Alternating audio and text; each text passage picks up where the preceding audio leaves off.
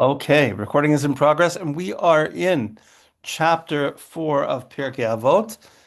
If you're using the Safaria, you'll find the link in the chat, and I think it's chapter 4, Mishnah 11.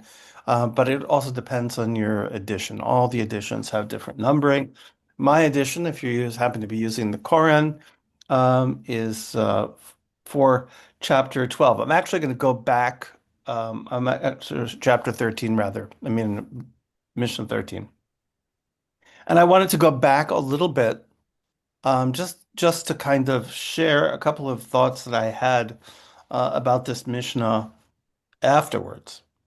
So the Mishnah was Eliezer ben Yaakov, who said, one who performs a single mitzvah acquires for himself an advocate. A person who commits a single transgression acquires for himself an accuser.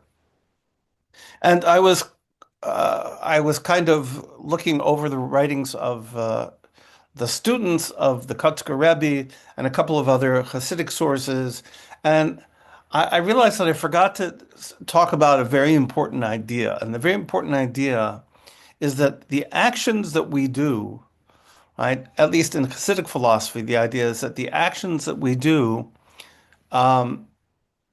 generate spiritual forces. So physical actions generate spiritual forces. Now, put in kind of like metaphorical terms, it means we create angels, right? We create angels. And so if a person goes and he does something, a person goes and does something good, right? Or she does something good, then that produces a good angel, a good spiritual force. So it's as if it's kind of like an echo, so to speak. So we create a kind of spiritual echo of what it is that we do. And if we do something negative, a transgression, we create a negative echo, right? We create a negative echo. So literally speaking, right, when it says here you create, right, this accuser and you create this defender, these are the spiritual powers that you are creating. Um, my rabbi used to talk about this quite a lot. In particular, he used to emphasize to me the importance. He said that when you escort a person from your home and you walk them out at least 6 feet out of your house, it creates the mitzvah itself, right? The commandment itself to walk somebody out creates an angel, and then that angel actually accompanies the person on the way and protects them on the way. So it's as if your physical act creates a spiritual echo which accompanies that person. So, but then it says, Tshuva u'ma'asim tovim. So repentance and good deeds are a shield against punishment. So we actually have a contrast here, which I didn't notice before, between mitzvot and good deeds. So the Sfat Emet says something very nice about this. It says that whereas mitzvot, right, have a spiritual echo, so to speak, whether or not you invest yourself in them completely, right? Even if you don't invest yourself in them completely, they still have they they have a um, they have a life of their own. Meaning to say that they have a body but not a soul. Kind of imagine it that way. Right? You create a spiritual force that has a body, has an outside, but doesn't have an inside. And if, on the other hand, right, you want to do something, you want to do a mitzvah, a commandment, and you're unable to, well, then you have the soul, but you don't have the body. So ideally, you have both the soul of the body of this spiritual echo. But he says, Ma'asim tovim, good acts, are at a higher level than mitzvot. Because a mitzvah is something which you are commanded to do, and you're doing because, right, you're commanded, something which you're commanded to do. And And it could be something which is just between you and God. And even if it's with another person, right, you could make it just between you and God. Why am I giving charity? I'm just giving charity because God told me to give charity. Could care less about this person who I'm giving charity to.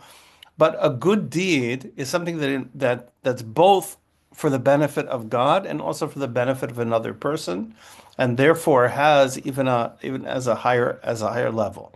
And tshuva and repentance also has a higher level, right? And to be able to act as a shield because you're actually taking the negative energy that you created before and you're transforming it now into a positive. Right? You're taking the negative echo, so to speak, and transforming it into a positive echo because now the teshuvah, the repentance, the repentance um, takes whatever you did and transforms it now into a mitzvah, turns it into a commandment. And so you're recovering, reclaiming, and turning around that negative energy, and like that forms your shield. Any case, I hope that wasn't too trippy. I can't get away with saying things like that in synagogue because they get annoyed with me. But you guys, I think, are safe. Okay. So let's move on to the next one, and hopefully I won't be so trippy. Rabbi Yochanan Sandler. This is a point that Larry has made on several occasions. Rabbis in the old days had jobs. Okay, they had jobs. They didn't just sit around and be rabbi. Okay, they had jobs, and Rabbi Yochanan was a sandler. He made sandals. He was a shoemaker. Um, there are other people who say, by the way, that Hassandler means that he came from Alexandria. That seems to me like that seems like a strange twist. I don't know how you get. I mean, I don't know how you would get from Alex. That doesn't make any sense. Okay, he was a shoemaker. So he says, "Kol knesya shehid l'shem shemayim sofa l'kayim."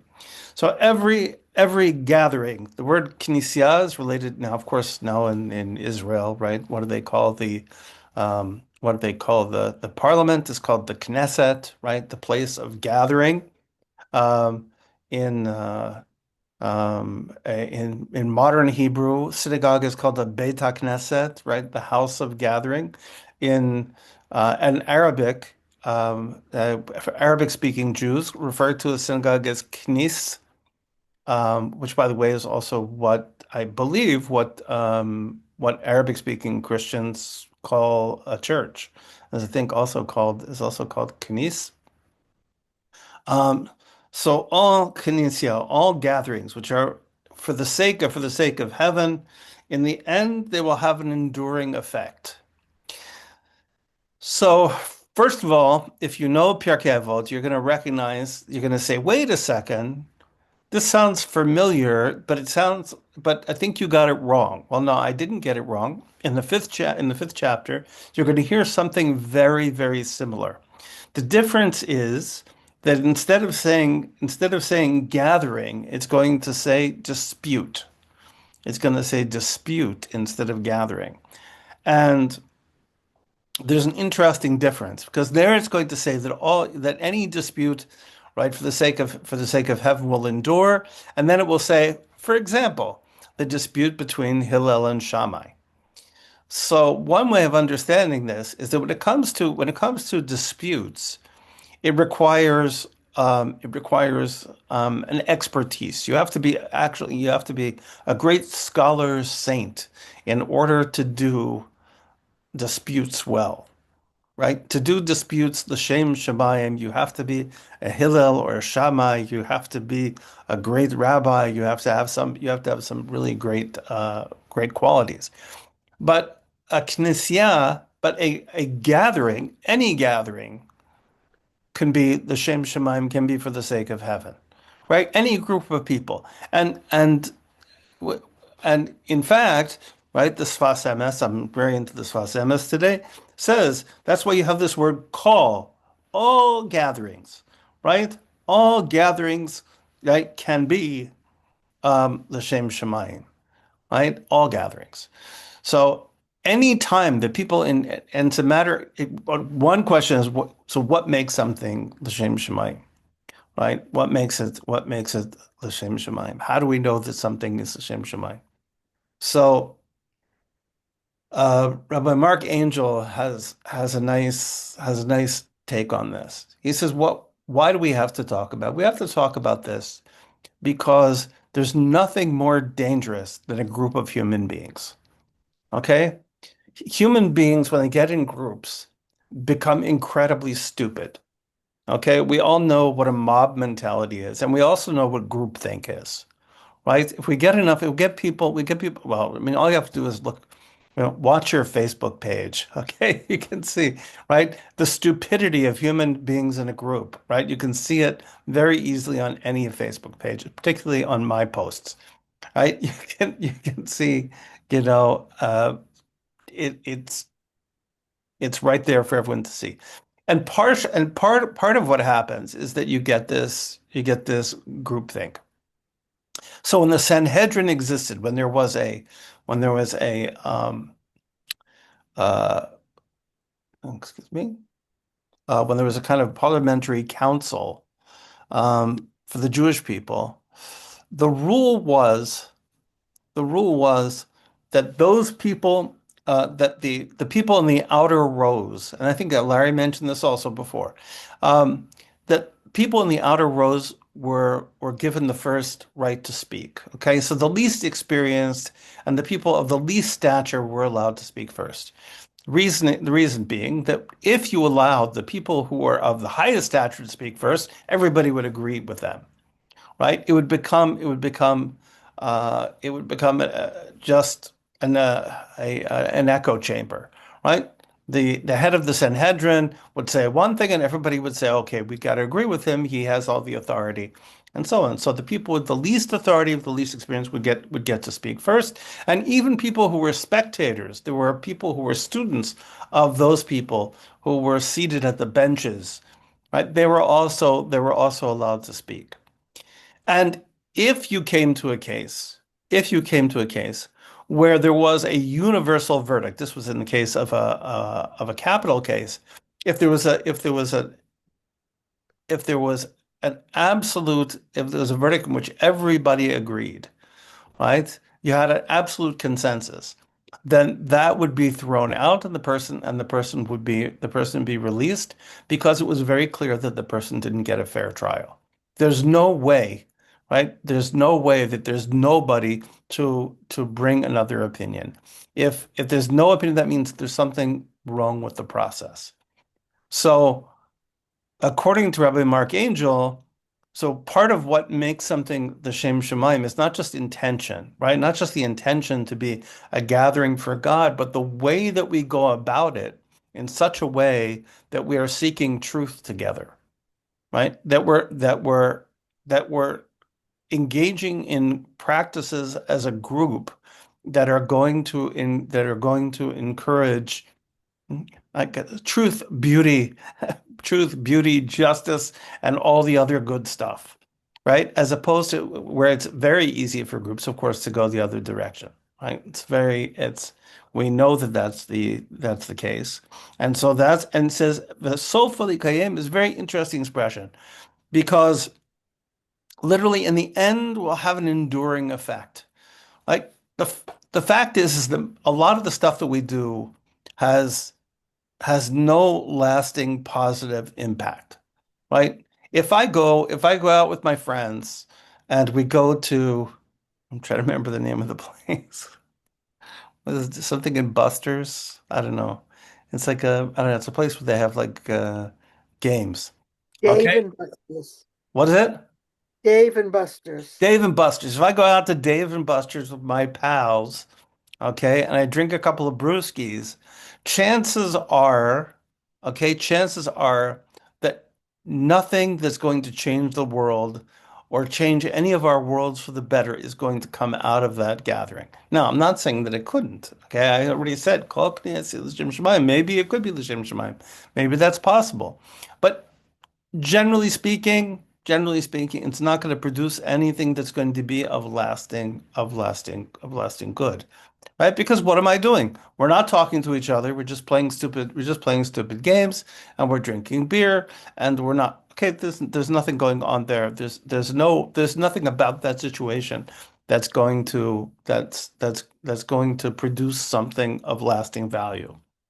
Uh, but here, if we're doing it l'shem shamayim, if we're doing it for the sake of heaven, if we have the right intention and we have the right practices in place for people to be able to really communicate with each other, then we're going to produce something which is going to be of lasting value.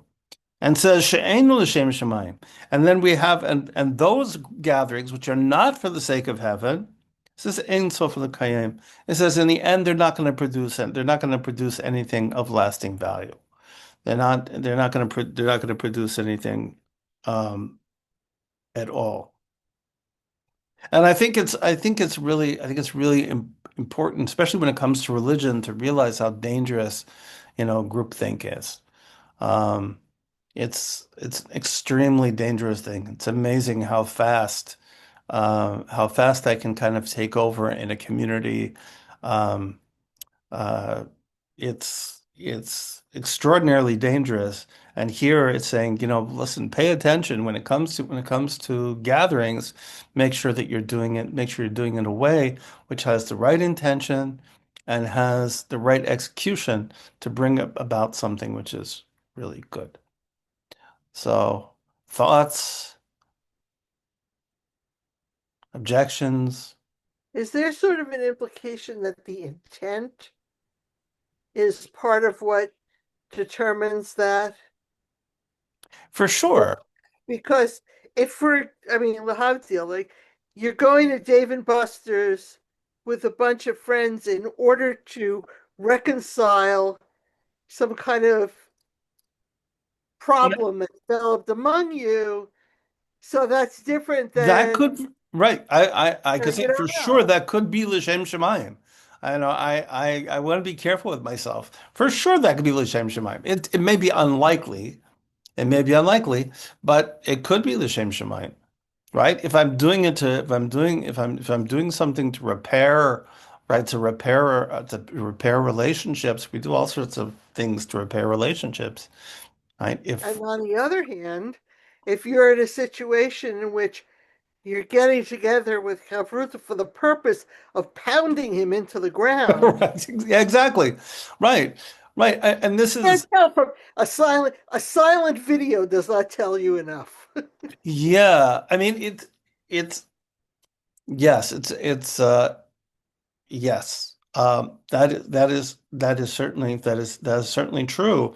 And um it's interesting, it's interesting that this is if we look at the next two Mishnahs, okay, the next two Mishnahs are about study. Right? The next two missions are about study. And definitely this applies to study. You might think, oh, well, people getting together to learn, well, that's got to be L'Shem Shemaim. Not necessarily. Not necessarily. If the point of your getting together to study Torah is for you to show how smart you are in comparison to everybody else, or to beat the other guy into the ground, right? Obviously, then that's not L'Shem Shemaim. That's L'Shem your ego, right? That's entirely different things. So Shem Shemaim, for something to be for the sake of heaven, is is uh is is not simple. It's also interesting. So I guess I have to say, um, yeah, I'll have to say this. It's interesting. It says the Shem Shemayim for the sake of heaven, and it doesn't say for the sake of God. It doesn't say for the sake of peace. It says for the sake of heaven. So. Somebody once told me, I can't, I wish I could remember who it was. It says that Shemayim, right? So some people say Shemayim means Sham Mayim, there is water there, okay? And others say that Shemayim is shortened from Eish V'Mayim, right? Fire and water. So, so why did it say L'Shem Shemayim? would be so that you can create a peaceful relationship, just like water and fire coexist in the heavens, whatever that means. Just like water and fire coexist in the heavens, so also people would be able to coexist in a group together, right? In a state of relative harmony and homeostasis. So take that for what it's worth. Okay. Okay. I used to introduce all my classes with this. This was the first thing I said in my classes when I taught high school. Rabbi Eliezer ben Shmuel said, uh, Rabbi Eliezer ben Shmuel Omer, Yehi chavod tamidcha chaviv alech shalach. Says, let the honor or the respect of your student be as dear to you as your own. Let it be as dear to you as your own. So you'll notice there's uh, a kind of hierarchy here. So we begin with the teacher and the student, then we begin with the teacher and the colleague, and then we do the teacher and and their teacher. So let your students' honor be as precious to you as your own. Um, this is this is sadly lacking in every educational institution I've ever been a part of. Um, Unfortunately, teaching sometimes, especially in this country, I don't know about other places, but teaching is not a highly paid it's not a highly paid profession and not a high status profession. Even in the Jewish world, very often uh, those who can't do teach, and the person who becomes the malamed, the person who becomes a teacher, is not necessarily the person who should become a teacher, and often teaching attracts bullies, right? Because how many places in the world do you get to boss people around? I mean, there's just not that many places where you can boss people around, but in a classroom you can. So this message of you have to treat your students with respect is really important. And if you don't treat your students with respect, you're not going to get much good out of them. Um, it's the best of a person only comes out when they feel respected, when they feel empowered, when they feel like they're able to talk to you, they're able to communicate. There's a beautiful book about communication. I highly recommend it called, and actually there's a teacher's version. So the original book was how to talk so that people will listen and listen so people will talk. I think it's about children. How to talk so how to how to listen so a child talks child will listen. And the other was for teachers, how to teach, you know, what I just said. Um, and all of it was really about really was about conveying respect. And when you convey respect, kids can really listen to you and adults, right? Treat people without respect. Not much Yeah, happens. with What? that goes the Talmudic saying. I just looked where there is a saying in the Talmud. I just looked up where it's from. Um, it's from Ta'anit. Okay, I have learned much from my teachers, more from my colleagues, most of all from my students. Yes. Which kind of yeah, which I use. I teach a course at the federal prison, whatever, and we have a sort of a graduation at the end. It's a 6 month long ethics thing, and I always say that as the end of my speech. At the end of that, because every time I teach that course, I learn new things from the students. If you're willing to listen to the people you're teaching, so I've learned a lot from my teachers. I learned more from my peers, but I've learned really a lot over the years from people I've taught.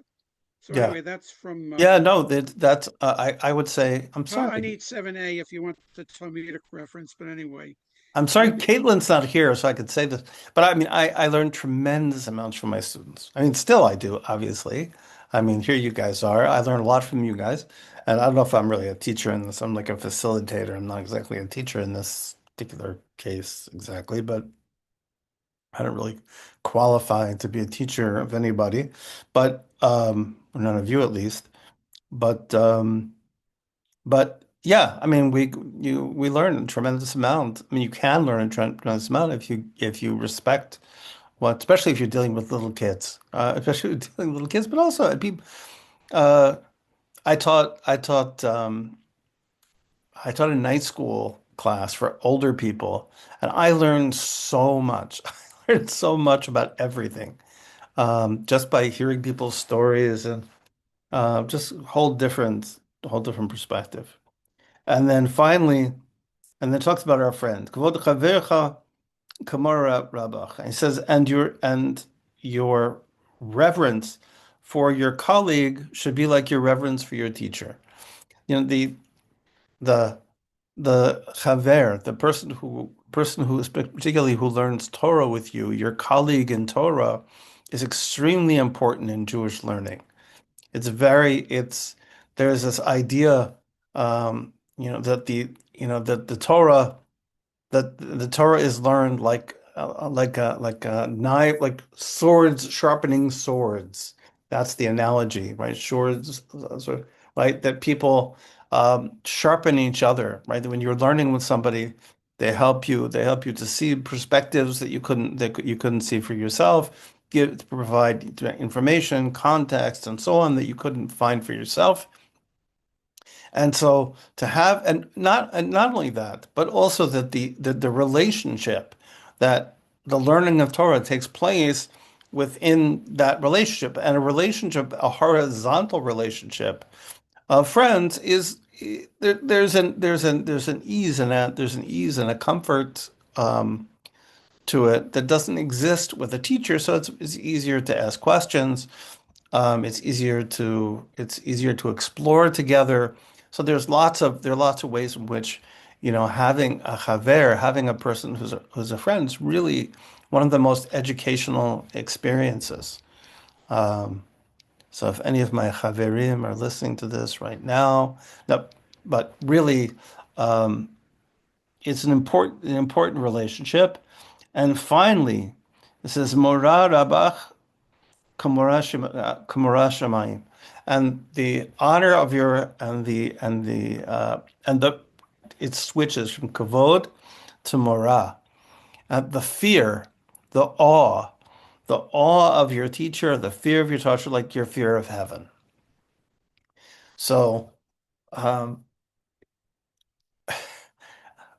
my rabbi was very fond of this particular Mishnah. He was, and he meant fear in the real fear sense, not in the awe sense. Um, but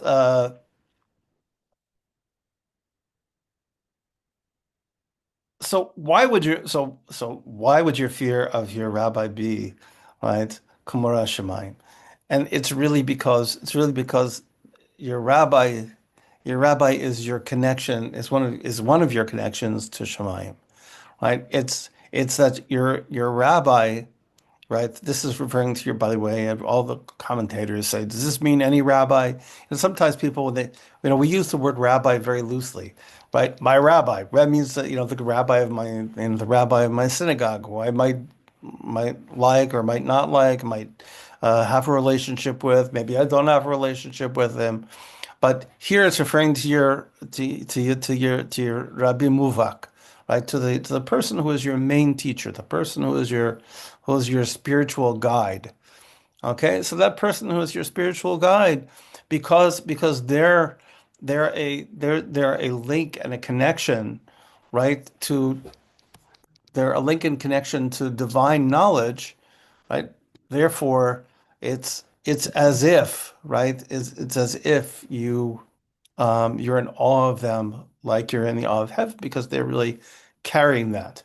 And that's there's even a discussion, a beautiful discussion in Kiddushin in the Talmud about teachers, right? So here, what if a teacher just wants to be chill, right? What if a teacher just wants to be chill? So the custom in the old days was that when the teacher walked into the room, I think probably, this was, I think even the New York school system probably in the 1930s or 40s probably did this. You stand up when the teacher walks into the room, right? And certainly in yeshivas, that was the practice. And when your rabbi walked past, you stood up, and even you would refer. Many people don't refer to their rabbi even by name. They'll just refer to him as Rebbe, Rabbeinu, whatever they or the Rosh Yeshiva, right? They'll refer to him by his title. Um, but what if you don't want this? Like, what if you're just a kind of a chill guy, okay, and you don't want your students to treat you this way?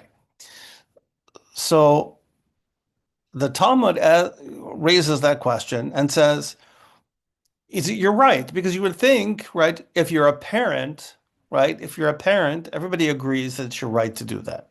So if I have a special chair where I sit, right, like I used to, in my house, I have a special chair where I sit, and my daughter wants to sit in that chair to do her homework. She says, Papa, can I sit in your chair? I said, sure, go ahead, sit in my chair, no problem. Whenever you want to sit in the chair, go sit in the chair.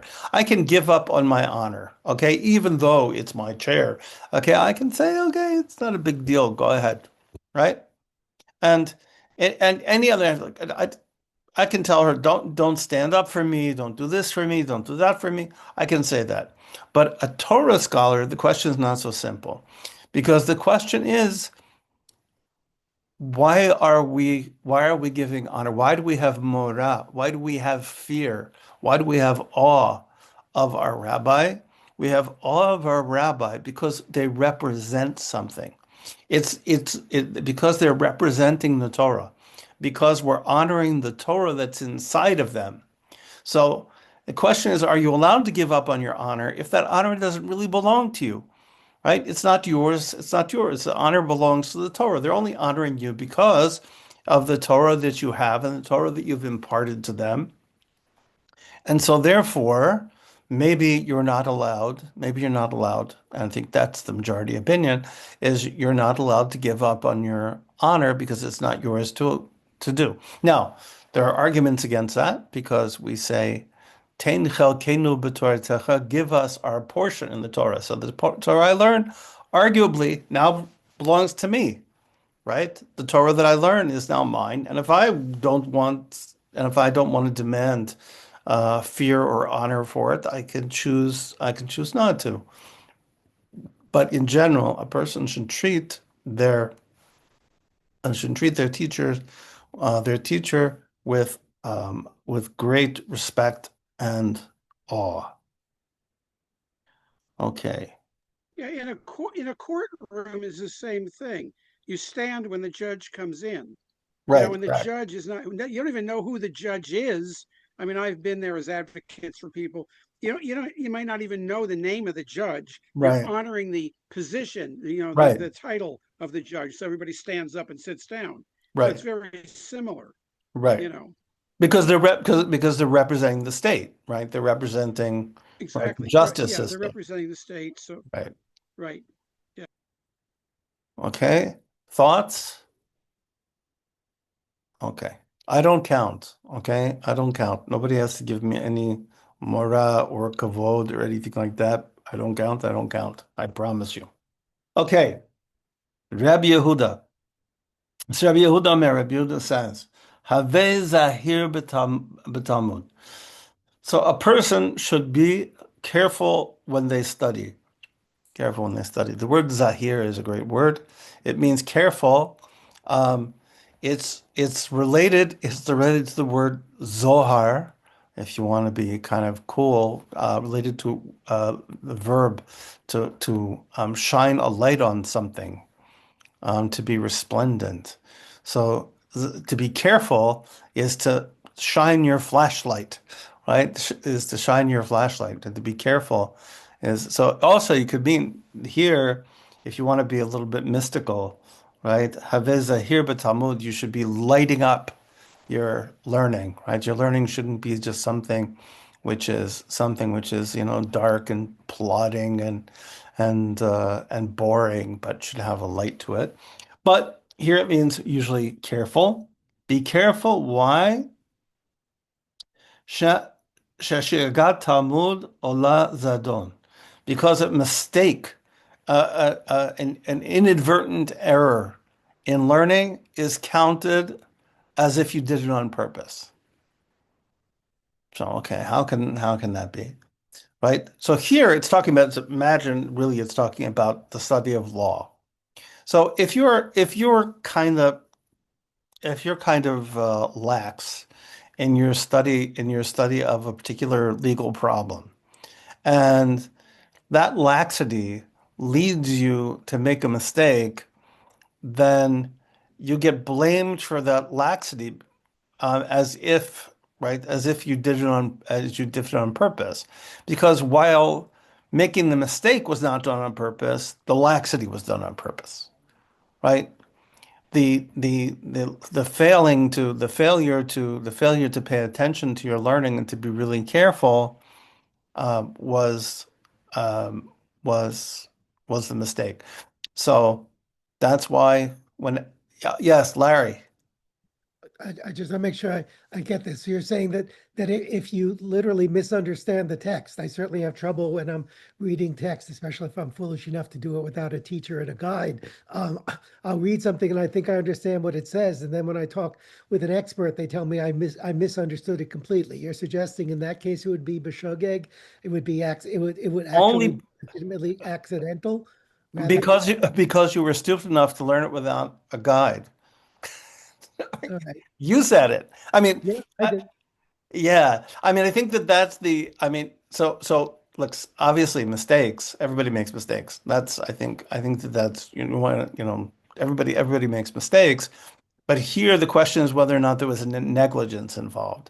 So if the negligence is that I didn't do my due diligence to learn in such a way, now I feel like you were just the voice of God, because I tend to do that too, right? I tend to learn by myself a lot of things, and sometimes I do get it wrong. So I should be more careful about, like, checking myself.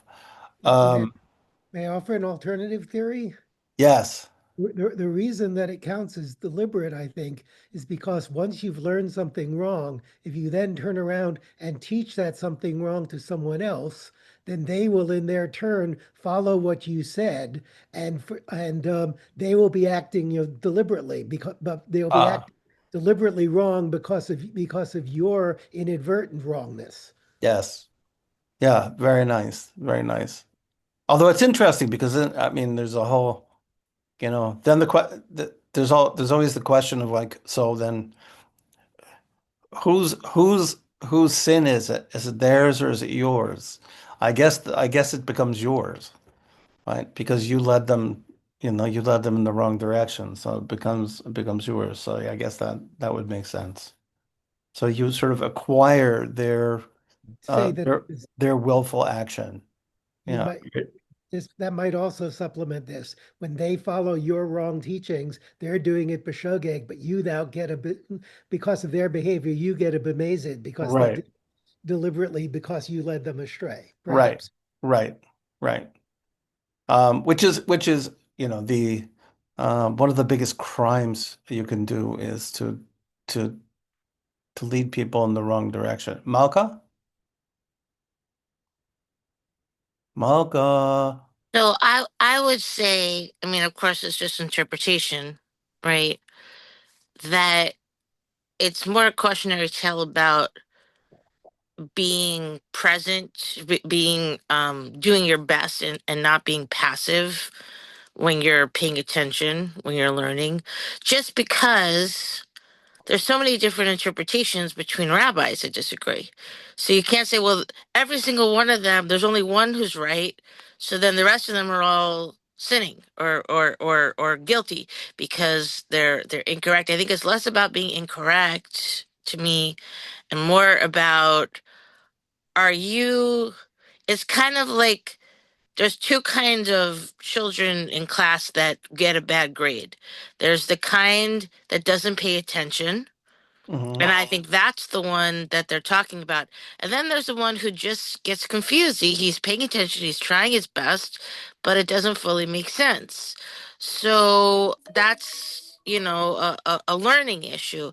And so I would say the fault is on the first person, but maybe in light of everything else, I like that point about being very careful that now you might teach the wrong thing to someone else, is to maybe have a preface and say, this part was a little confusing. It's my interpretation. I just want you to take it with a grain of salt. And that way you're not passing it along.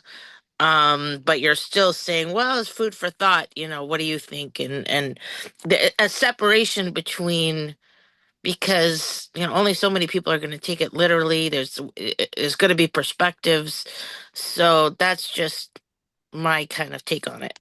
Yeah, I think we can't, as I think we can't fault people for making mistakes. I mean, people do make mistakes.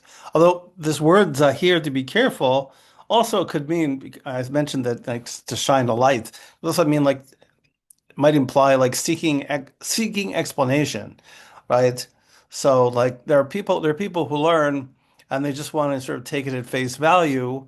A person who's careful is going to be very careful, is going to be trying to understand kind of broader implications, maybe asking other people. Um, so to think about what it means to be zahir in your to be, being careful in your learning. So Right. hopefully we have been careful in our learning today. We certainly have been slow enough. So it's 1:50 now, and I think I made it through two Mishnahs. I talk too much. I tell too many stories, and I'm going to try not to do that next week. And but Bezrat Hashem, I'll be back tomorrow for duties of the heart. And Rabbi, I'm with great humility and contradict you, but to be careful, I think telling these stories is part of being careful. If we race through the text and don't have the context, we will be less likely to learn than if we're enriched by your commentary. true, and I think that one of the big mistakes you have to, I guess I should say this. I should say this.